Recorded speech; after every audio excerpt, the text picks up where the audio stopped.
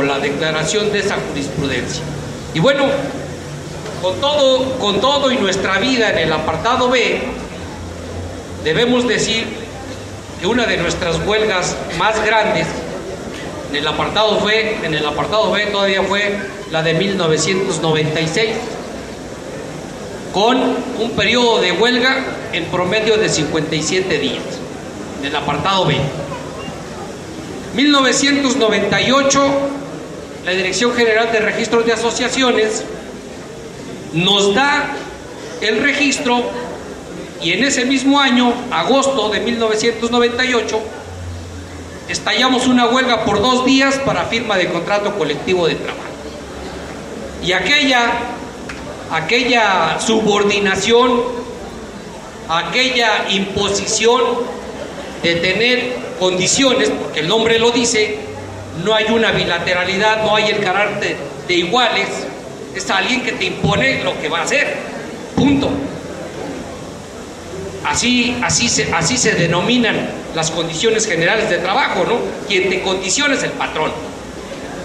La bilateralidad se da cuando tenemos el carácter de igual y podemos estar peleando de tú a tú, representante de los trabajadores con el representante del patrón, que en este caso es quien está al frente, quien organiza, quien administra el Colegio de Posgraduados, que es un organismo público descentralizado dependiente del gobierno federal.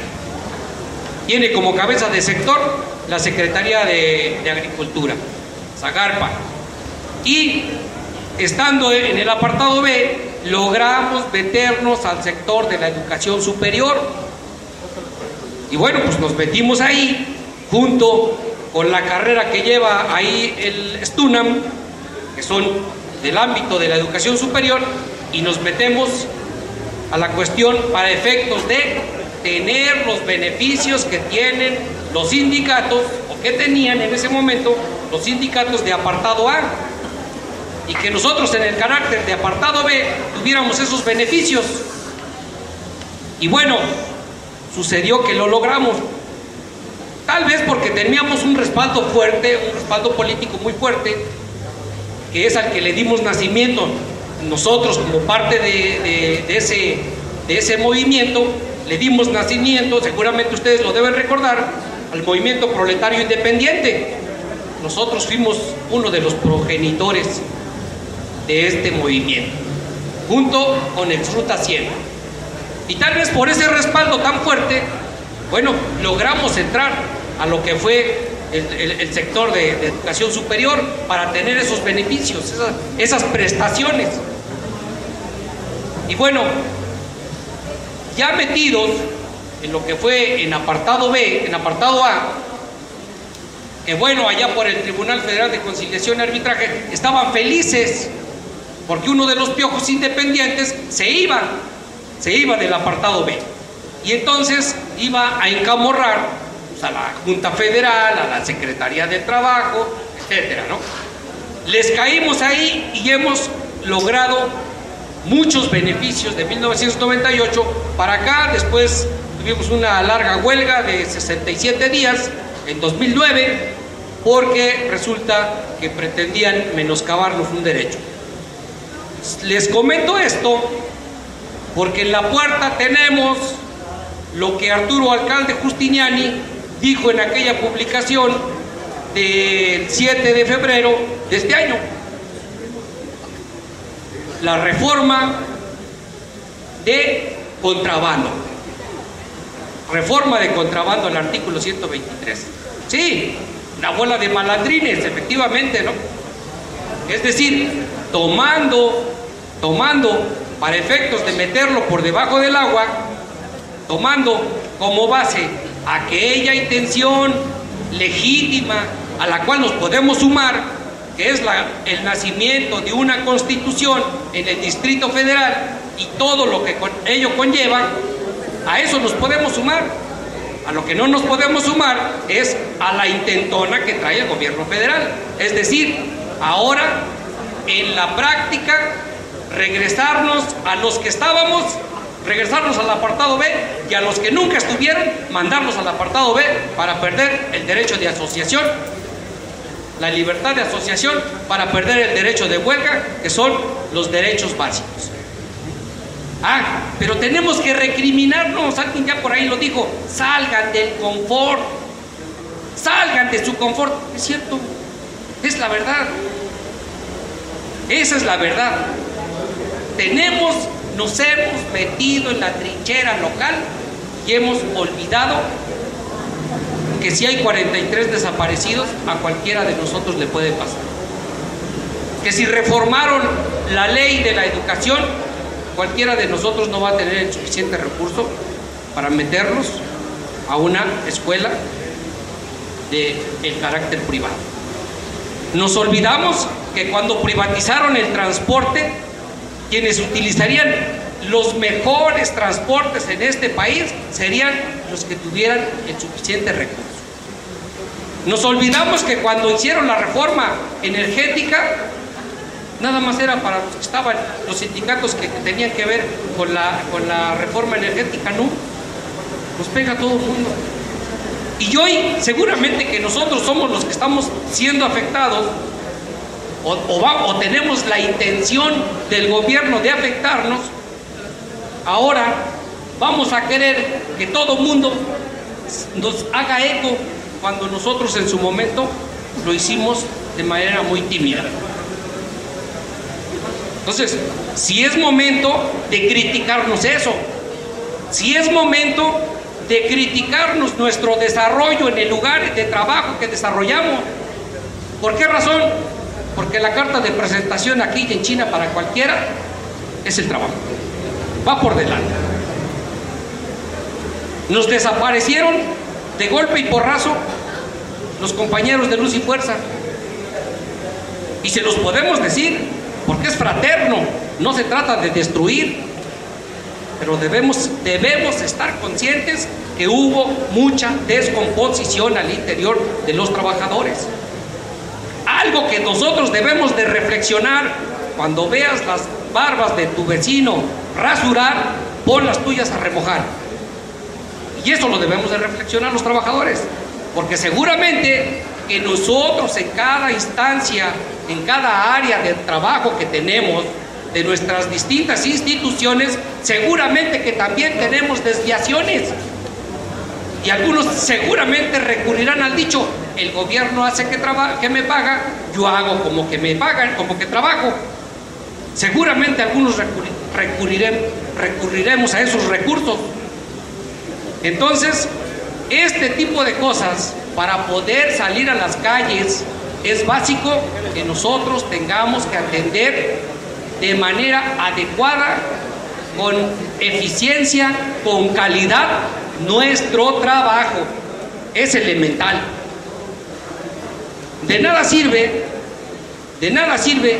que yo en mi institución, que se encarga a la investigación en ciencias agrícolas, de nada sirve que yo aquí me esté echando unos buenos discursos si allá soy un verdadero haragán.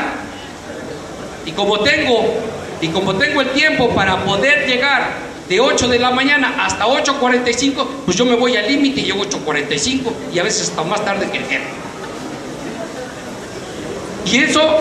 Y eso repercute, porque ya no es un trabajo de calidad, ya es un trabajo que desprestigia. Y entonces nosotros tenemos que pensar, y sí, tenemos que salir a las calles, y tenemos que hacerlo, como ya se dijo, de manera muy inteligente, y tenemos que buscar muchas formas para poder reclamar, porque eso sí no lo podemos permitir, que a través de contrabando metan una reforma al 123 constitucional y nos refundan con todo y la pérdida de nuestros derechos adquiridos al apartado B. Entonces yo creo que tenemos que dar la lucha, pero que nos sirva como experiencia para efectos de cuando nos asociemos, cuando estemos en la Censuesic, como es la que tenemos, donde nos coordinamos, sea para realizar este tipo de trabajo. La conciencia nos la están tocando nada más porque nos están afectando nuestros intereses como trabajadores. Por eso nos están tocando la conciencia. Si no nos las tocan, seguimos en nuestro confort. Hemos tratado como organización sindical independiente no ser matraqueros de partidos, ni de autoridades, ni sentarnos con ellos en una cantina para efecto de resolver los problemas de los trabajadores.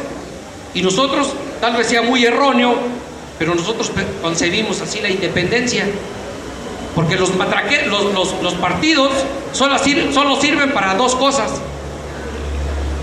para servirse su bolsillo y para servirse de los intereses del pueblo, y no para representar los intereses del pueblo. Y son como el rey Midas, nada más que al revés. El rey Midas todo lo que tocaba lo convertía en oro. Estos son al revés. Por eso cualquier partido que sea, solo sirven para enriquecerse, para la corrupción. Y como ejemplo está el PRD en el Distrito Federal. ¿A quién quiere golpear? Y el último gobierno que estuvo aquí, gobierno de regente capitalino, pues si no me falla la memoria, Óscar Espinosa Villarreal, quien estuvo confabulado para efectos de que Abraham Paul Uzcanga, un magistrado, fuera asesinado en Insurgentes 300. Y dicen, ¿y por qué ahora a Murillo Karam lo sacan de la PGR? Porque son parte de... No nos podemos hacer los que no vemos, los que no sabemos, son parte de... Y no le podemos pedir que estos tipos esclarezcan lo que han cometido, porque no lo van a hacer. ¿Acaso hasta ahorita han aclarado quién mandó asesinar a todos los estudiantes de 1968, de julio de 1971, 72? ¿Lo han hecho? No. ¿Por qué? Pues porque son ellos los que están ahí metidos. Pero el gobierno no tiene la culpa. Los que tenemos la culpa somos el pueblo de México, porque cada quien tiene los gobiernos que se merece. Y nosotros, como pueblo, no como sindicatos, como pueblo, no hemos tenido la capacidad de salir a las calles, porque efectivamente es lo único que puede revertir lo que en este país está sucediendo. Atenco, o sea, había un decreto, ¿no? Había un decreto de expropiación y se expusieron. El poblado de Atenco se expuso, ¿sí? Y dio la batalla y los hicieron ver como organizadores de bandas, como vandálicos. Así los hicieron ver ante muchos de nosotros, por defender su tierra, por defender su integridad, por defender su existencia de donde son originarios. Y por esa razón los criminalizaron, los persiguieron, los encarcelaron. Y no fuimos capaces, el pueblo de México, de decir eso es una represión de Estado, porque eso fue lo que sucedió. Nadie puede decir que no. Entonces, hoy se está cometiendo, se intenta cometer otro crimen, nada más que este no es de homicidios, esto es de crimen laboral, de arrancarte tus prestaciones, efectivamente, de aquellas por las que muchos dieron la vida, quienes no les importó. ¿Acaso no está 1886? Los mártires de Chicago, ¿por qué los persiguieron? ¿Por qué los mataron? ¿Por qué asesinaron a los niños? ¿Por qué incendiaron las fábricas? Porque querían que los niños no fueran explotados, porque querían que la jornada de trabajo fuera de 8 horas y que tuvieran mejores condiciones laborales. Y 1906, pues ¿qué sucedió en Cananea, no? Y en 1907, ¿qué sucedió en Río Blanco, Ciudad Mendoza? Y hoy solamente nos damos por decir los mártires de Río Blanco, los mártires de Cananea, cuando ellos dieron la vida, los Flores Magón. y la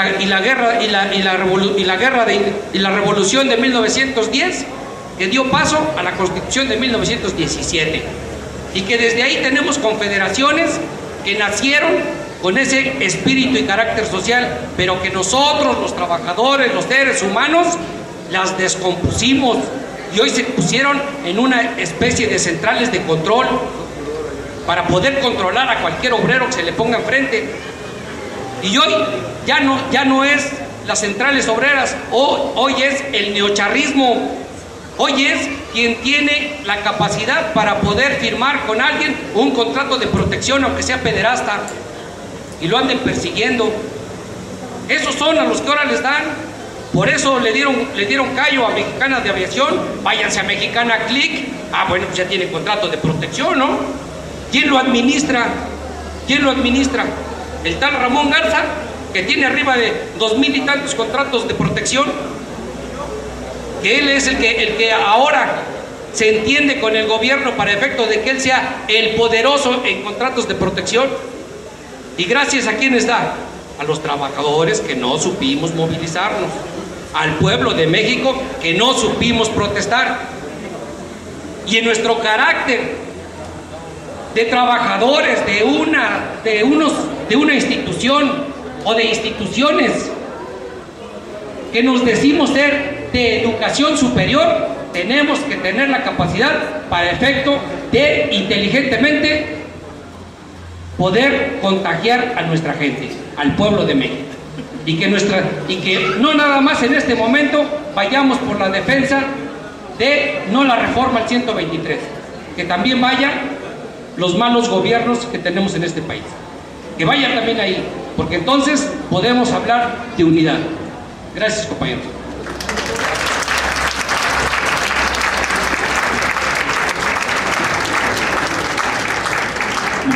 Al compañero Rafael, secretario general, algunas breves palabras, por favor.